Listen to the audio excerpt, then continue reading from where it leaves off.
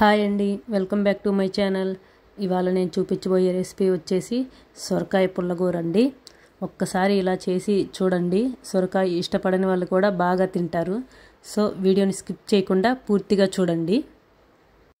ముందుగా ఒక చిన్న సొరకాయని ఇలా ముక్కలుగా కట్ చేసుకోవాలి.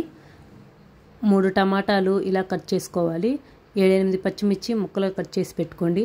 ఒక ఉల్లిపాయ కూడా ముక్కలుగా కట్ చేసి పెట్టుకోండి. కొద్దిగా చింతపండు నానబెట్టాలి. వీటన్నిటిని కుక్కర్లో వేసుకుంటున్నానండి. కుక్కర్లో అయితే బాగా ఉడుకుతాయి. అందుకని సొరకాయ, టమాటా, పచ్చిమిర్చి, ఉల్లిపాయ అన్నిటినీ కుక్కర్లో వేసుకుంటున్నాను. మీరు కుక్కర్లో కాకపోయినా మామూలు బౌల్లో అయినా వేసి ఉడికించుకోండి. వీటన్నిటిని వేసాక ఒక 1/2 గ్లాస్ వాటర్ పోసుకోవాలి. వాటర్ పోసాక విజిల్ పెట్టేసి 5-6 విజిల్స్ రానిస్తే సరిపోతుందండి. విజిల్ అయిపోయాక ఆవిరి మొత్తం తీసేసి చూడండి ఎంత బాగా ఉడికాయో. సో వీటిలో కొద్దిగా ఉప్పు, కొద్దిగా పసుపు యాడ్ చేసుకోవాలి.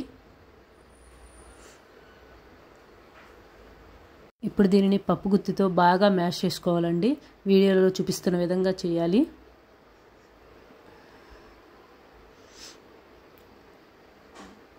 చూసారా ఎంత బాగా మెదిగిందో? ఇలా మెదిగితే సరిపోతుందండి.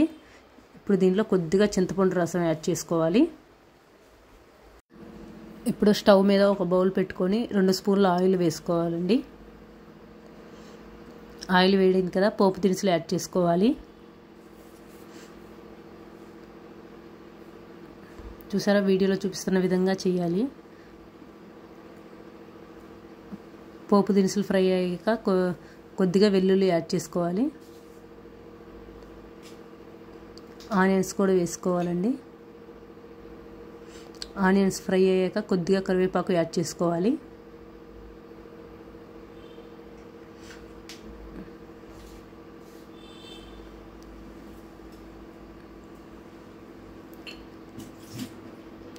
ఒక ఎండుమిర్చి ముక్కలుగా కట్ చేసుకొని వేసుకోవాలి.